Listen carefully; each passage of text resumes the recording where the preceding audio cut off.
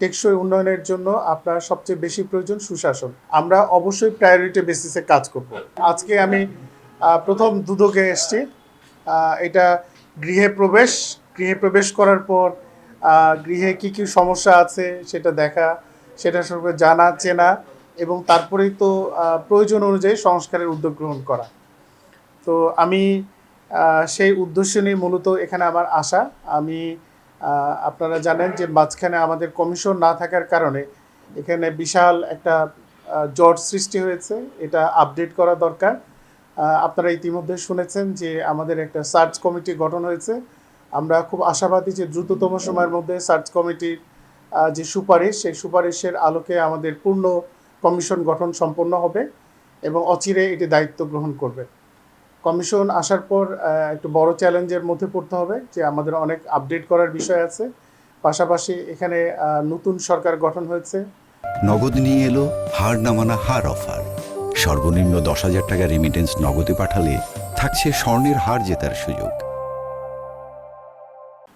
তাদের অনেক নির্বাচনে অঙ্গীকার আছে, সেই বিষয়গুলোর পাশাপাশি আমাদের এখানে কিছু সংস্কারের উদ্যোগ গ্রহণ করতে হবে। আপনারা জানেন যে আমরা এখন একটা রূপান্তরের মধ্য দিয়ে যাচ্ছি। সেই রূপান্তরের পার্ট হিসেবে আমি এখানে আসছি। আপনাদের সহযোগিতা দরকার, আপনাদের পরামর্শ দরকার। আপনারা এখানে র্যাক হিসেবে কাজ করছেন।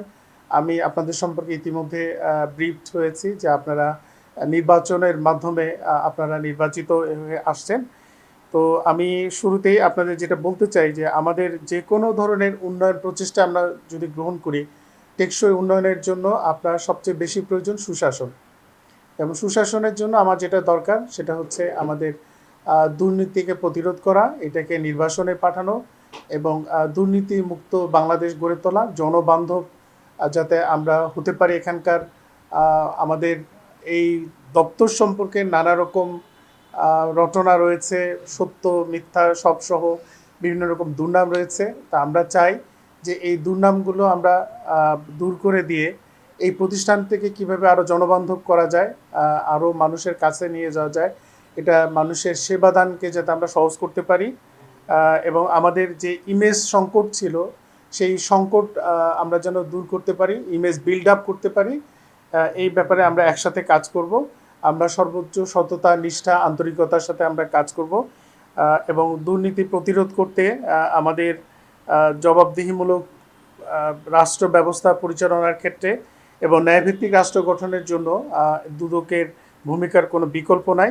আমাদের এই দুদকের প্রাতিষ্ঠানিক সক্ষমতা বৃদ্ধি করা দরকার।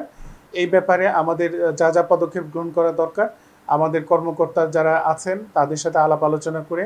এছাড়া আপনারা জানেন যে বিভিন্ন সময় আমাদের এই দুদক নিয়ে বিভিন্ন সুপারিশগুলো আছে, আমরা এগুলো পরীক্ষা নিরীক্ষা করে কোনটা বাস্তবায়নযোগ্য, কোনটা যুগোপযোগী, সেভাবে আমরা সবাই মিলে টিমওয়ার্কের মাধ্যমে এই প্রতিষ্ঠানকে একটা শক্তিশালী প্রতিষ্ঠান করার জন্য যা যা করা দরকার আমরা একসাথে একযোগে সবাই কাজ করব। আপনারা যে কোনো বিষয়ে আমার সাথে কথা বলতে পারেন।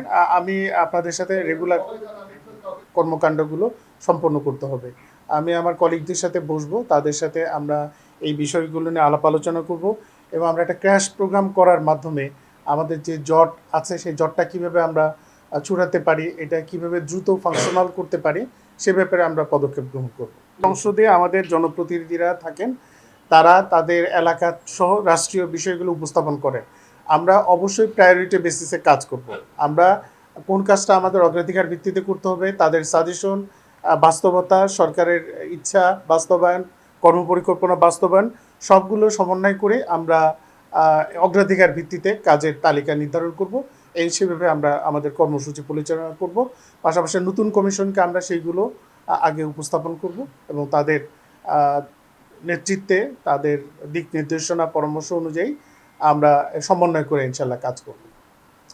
আমি আপনাকে শুরুতেই বলেছি যে আমরা একটা রূপান্তরের মিশন নিয়ে এখানে আসছি। আমরা আশা করি যে আমাদের দুদকের একটা রূপান্তর ঘটবে যেটা ইতিবাচক হবে। আপনারা নিশ্চয়ই সেটা দৃশ্যমান হবে, অচিরেই সেটা আপনারা দেখতে পাবেন। তা আমার কিছু প্রস্তুতিমূলক কাজ আছে, আমরা সেটা নিয়ে কাজ করছি। আজকে আমার কর্মকর্তাদের সাথে সৌজন্য মিটিং আমরা করলাম। আমি এখন আলাদা আলাদাভাবে আমার যে বিভিন্ন উইং আছে তাদের সাথে আমরা বসবো, এই বিষয়গুলো নিয়ে আলাপ আলোচনা করব। আর আপনি নিশ্চয়ই জানেন যে আমাদের যে সার্চ কমিটি যেখানে রয়েছে সেখানে দুদকের কোনো প্রতিনিধি নাই। সুতরাং আমরা ভেতরের খবর জানি না, জানার কথাও না আমাদের। আমরা অপেক্ষা করছি যে প্রসিডিওরের মাধ্যমে হওয়ার কথা সেটা অলমোস্ট ফাইনাল স্টেজে আছে, আমরা খুব দ্রুত এটা রেজাল্ট পাবো। থ্যাংক ইউ হয়ে গেছে, bye. আচ্ছা, লাস্ট আপনি বলেন। সরকারি